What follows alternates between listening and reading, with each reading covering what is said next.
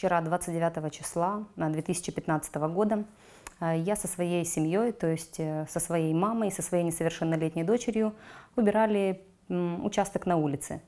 Мы убирали, никого не трогали, ничего. И в какой-то момент жена товарища Сапунжи Лукерья, вышла на улицу прогуляться, увидела нас и начала обзывать нецензурными словами, то есть в адрес меня и моей мамы.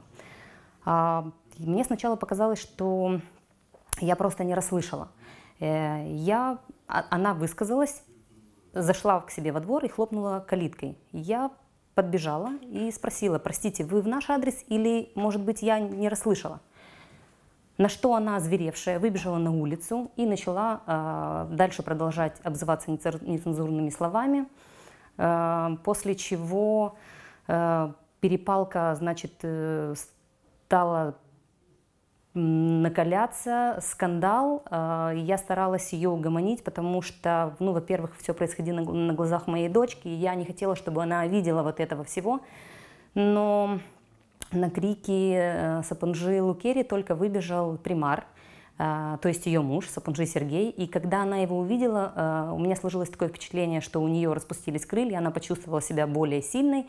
И тогда, в тот момент, она позволила себе ударить меня. Она нанесла мне несколько ударов в область глаза. Можете заметить, у меня даже остались синяки. Товарищ примар подошел вроде как с тем, чтобы ее отнять от меня, но в итоге получилось так, что он своими руками сначала значит, нажал мне на губы в области, значит, рта, чтобы, то есть, отодвинуть меня, а потом, не выдержав, также нанес мне удар в область глаза кулаком. Естественно, где я стою в свои 50 килограммов, и он, здоровый мужчина. Но больше всего меня в этой ситуации задело и затронуло то, что когда Сапунжи Сергей подошел, в этот момент их внук маленький тоже бегал по улице, он оказался на уровне с моей дочкой. И когда он подошел за внуком, он замахнулся рукой на мою 10-летнюю дочь. Ее он не ударил, но он замахнулся. Моя дочь испугалась, в слезах убежала во двор. В комнату она у меня плакала до поздней ночи. Всю ночь мой ребенок не спал. Она меня держала за руку и через каждые 5 минут смотрела, просыпалась: мамочка, ты где? Мамочка, ты не ушла? Мамочка, тебя не придут, не набьют. И, значит, вот эта семья Сапунжи постоянно угрожает мне физической расправой. Дословно говорю слова: я переломаю тебе ноги, я подожгу твой дом, я урою тебя и всю твою семью.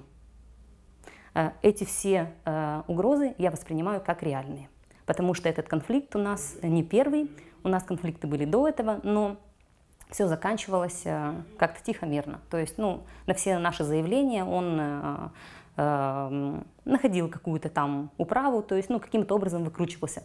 Поэтому меня вот эти действия побудили прийти к вам и рассказать в средства массовой информации. Конфликт длится на протяжении, я бы сказала, 7-8 лет.